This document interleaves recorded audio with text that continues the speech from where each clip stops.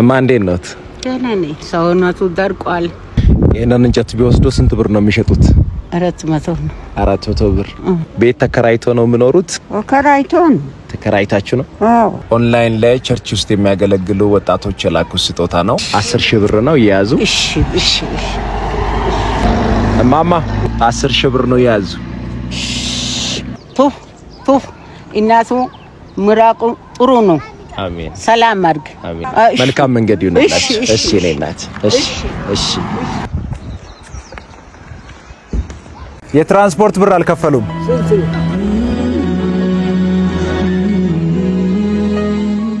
አባባ ወዴት እየሄዱ ነው? ሾኔ ይምጡ። እሺ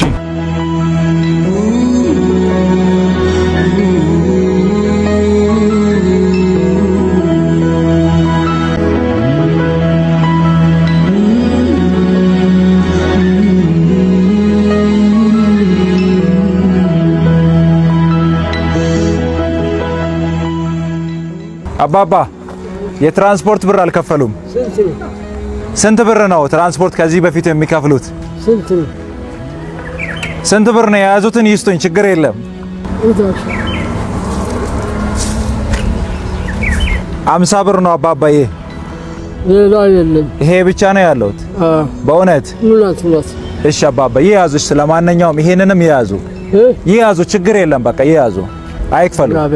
አሜን አሜን። አባባ እስቲ አንዴ ይምጡ ወደ እኔ።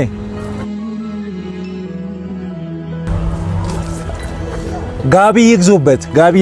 እሺ። በዚህኛው 5000 ብር ደግሞ ለቤት የሚያስፈልጉትን ቀለብ ይግዙበት የኔ አባት።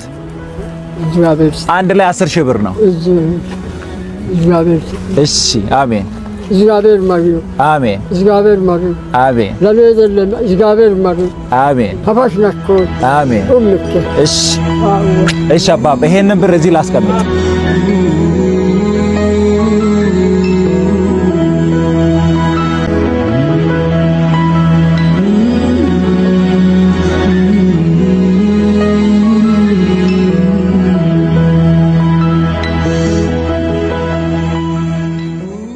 ፈልግ ሰውነቴ እየቀነሰ መጣ። እኔ ህመሜን ለሰው ማሳየት አልፈልግም፣ ሰው እንዲያቅብኝ አልፈልግም። አንዳንድ ጊዜ ደግሞ ስጋ ያሳያል። ትልቁ ችግር እሱ ነው።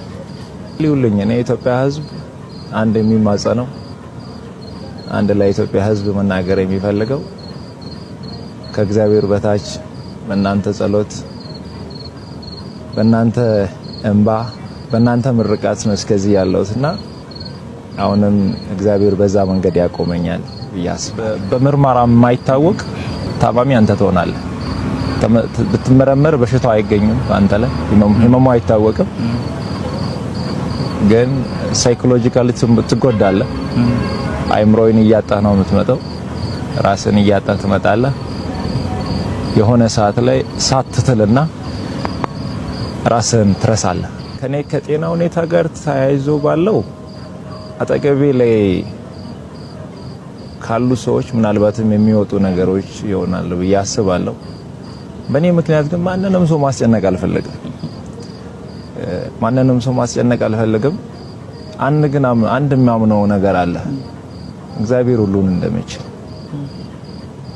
የውስጤን ህመም እሱ እንደሚፈውስ። ሰው ፊትን ያያል፣ እግዚአብሔር ልብን ያያል። አጥላው ሰውን ስትረዳ የሰዎችን ህመም የሰዎችን ስቃይ ደርሰ መከራቸው አጠገብ ላይ ስትቆም ልክ እንደኔ ሌሎችም እንደዛው ናቸው። ፊታቸውን ስታይ ወጥተው ሲገቡ ለሌሎች ሲተርፉ ለነሱ ይበቃቸው ይመስላል። በዚህ ሳምንት ውስጥ በአንድ ወር ባልሞላ ጊዜ ውስጥ 5 ሰው የህክምና ወጪያቸውን ላይቭ ላይ ቁጭ ብለን ከደጋግ ኢትዮጵያውያን ሰብስበን ወደ ህንድ ሀገር ሄደው እየታከሙ ያለው አሉ። በቅርቡም የሚሄዱ አሉ። በብር ሲተመኑ ብዙ ብር ነው አይደል? ከብር ወደ 30 ሚሊዮን ብር አካባቢ ተሰብስቧል። አንድ ሳምንት ግን መቀመጥ አልችልም። ለነሱ እኔ እርዳታ ሰበስብ ቁጭ ብዬ አይደለም፣ መቀመጥ አልችልም። መቀመጥ የማልችልበት ምክንያት አለ። እነሱ ደግሞ ተፈውሶ ሲመጡ እኔ በረታለሁ። የነሱ ገንዘብ ተሰብስቦ እያለቀሱ የነበሩ እናቶች፣ እያለቀሱ የነበሩ አባቶች፣ የአንገቱን የደፋው ወጣት አንገቱን ቀና ሲያደርግ ያቺ እናቷ በኩላሊት ምክንያት ታማ ስታለቅስ የነበረች እህታችን ሳቋን ሲያይ እኔ ልብ ይበረታል። የኔን ህመም እዛ ጋር ረሳለሁ፣ የኔን መታመም ረሳለሁ። ግን ደግሞ ሳልፈልግ ሰውነቴ እየቀነሰ መጣ። እኔ ህመሜን ለሰው ማሳየት አልፈልግም፣ ሰው እንዲያቅብኝ አልፈልግም። አንዳንድ ጊዜ ደግሞ ስጋ ያሳያል። ትልቁ ችግር እሱ ነው። ጃኬት ድብት ደረብም ይታያል፣ ውስጥ ያሳያልና ጸልዩልኝ። እኔ የኢትዮጵያ ህዝብ አንድ የሚማጸነው አንድ ለኢትዮጵያ ህዝብ መናገር የሚፈልገው ከእግዚአብሔር በታች በእናንተ ጸሎት፣ በእናንተ እንባ፣ በእናንተ ምርቃት ነው እስከዚህ ያለውትና አሁንም እግዚአብሔር በዛ መንገድ ያቆመኛል ብዬ አስባለሁ። ሁሉ ነገር ሙሉ ነው። የሚበላውን አላጣውም፣ የሚጠጣውን አላጣውም፣ ሰው አላጣውም። ጤና ነው ያጣሁት። እግዚአብሔር ግን እንደሚያድነኝ አምናለሁ። እሱ ይፈውሰኛል። ሌላ ምንም ያጣሁት ነገር የለም። ግን ደግሞ እግዚአብሔር አለ። ከሁለት ወር በኋላ ግን ከሀገር ውጭ እሄዳለሁ፣ ታከማለሁ። ይምርተን ነው። አንዳንድ ነገሮችን ከመውጣቴ በፊት ማስተካከል የሚፈልጋቸው ነገሮች አሉ። እኔ ሲሄድ የሚበላሹ ነገሮች አሉ። እኔ እስከሚመለስ ድረስ እኔ የጀመርኩት ራዕይ መንቀሳቀስ አለበት፣ ቆሞ መጠበቅ የለበት። የያዝኩት የኢትዮጵያን ሕዝብ አደራ ነው፣ የእናቶችን አደራ ነው፣ የአባቶችን አደራ ነው። እኔ አንድ ሰው ብቻዬን ብዙዎችን እየመጥፋት የለብኝም። እኔ ራሴን እየጎዳው እዛ ቦታ ላይ እኔ ራሴ ወድቄ ሌሎችን ማቆም አለብኝና በተለይም የጀመርኩትን ይህንን ተቋም በዚህ 2 ወር ውስጥ መስመር ውስጥ ማስገባት አለብኝ ብዬ አስባለሁ።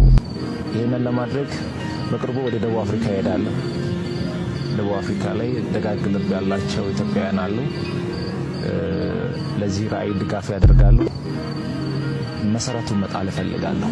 ከኔ ጤና የሚያስቀድመው የዚህን ተቋም መሰረት ማስቀደም ነው። እዛ ሄጄ እመለሳለሁ አልመለስም እግዚአብሔር ነው የሚያውቀው። እኔ እዚህ ያለው ግን መሰረቱን ሳላስተካክል ከሀገር ውጭ መሄድ ፈቃደኛ አይደለሁም። ከቤተሰቦቼ ጋር ያለው ትንሽ የሚያጋጨን ነገር እሱ ነው። ጊዜው ደርሷል። እግዚአብሔር መልካም ነገርን ያደርጋል። ምንም የሚያሳስብ የሚያስጨንቅ አይደለም። እግዚአብሔር በእኛ የጀመረውን በእኛ ይጨርሳል። የመሰጠት ጸጋን ፍቅር በተሞላው ጽናት የታደልከው አንተ ያገር ወጋግራ ሀገር ሕዝቤን ባዩ በወጀብ መካከል ሰንደቅን ተካዩ ፈተናም ማይፈታ ስቃይ የማይረታ ከኔነት የወጣ ስለሌሎች ብለ የቁርጥ ቀን ቆራጥ የጭንቅ ቀን ደራሽ የሰላሙ አንጋሽ የዜጎች እንባባሽ በሞትህ አንዋሪው ስለ ኢትዮጵያ መናኝ። ሰላም እንደምን ቆያችሁ? መታመሜን ሰምታችሁ በጣም ብዙ ሰዎች እየተጨነቃችሁ ነው። መታመሜን የነገርኳችሁ እንድትጨነቁ ፈልጌ ሳይሆን እንድትጸልዩልኝ ስለሚፈልግ ነው። በእርግጥ አዲስ ሚዲያ ኔትወርክ ጋር በነበረን ኢንተርቪው ቆይታ ጋዜጠኛው በድንገት ሲጠይቀኝ መታመሜን ነግራችኋለሁ። አሁንም ቢሆን ሁላችሁም በየእምነታችሁ እንድትጸልዩልኝ እፈልጋለሁ። ህመሙ የጀመረው አሁን አይደለም፣ ተላምደናል። ዛሬ 1 ዓመት ከ5 ወር አካባቢ የሚሆን ይመስለኛል። ያኔ ጎፋ በመሬት ናዳ ምክንያት ወገኖቻችን በሞቱ ጊዜ ለማገዝ እዛ ነበርኩኝ። እዛ ታመምኩ። ከዛ በኋላ ህመሙ በዛው ነው የቀጠለው። እስካሁን ባለው የህክምና ክትትል እያደረኩ ነው።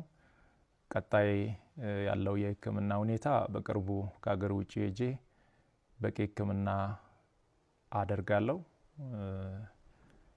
ሕክምና ብቻ ሳይሆን በዚህ ሰዓት ለኔ የሚያስፈልገው ኢትዮጵያ እናቶች፣ ኢትዮጵያ አባቶች፣ ወጣቶች ሁላችሁም በየእምነታችሁ እንድጸልዩልኝ እፈልጋለሁ።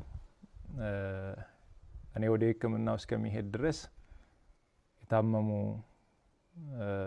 አልጋ ላይ ያሉ ወገኖችን እያሳከምን እንቆያለን። በመጨረሻም አንድ ማለት የሚፈልገው በዚህ ሰዓት ለኔ የሚያስፈልገኝ አንድ ነገር ብቻ ነው። አሁን ከሚነግራችሁ ነገር ውጪ ለኔ ምንም ነገር አያስፈልገኝም። ሁላችሁም በየእምነታችሁ ጸልዩልኝ። ጸሎትና ጸሎት ብቻ ነው የሚያስፈልገኝ። ከዛ በተረፈው እግዚአብሔር ሁሉን ይችላል። አመሰግናለሁ።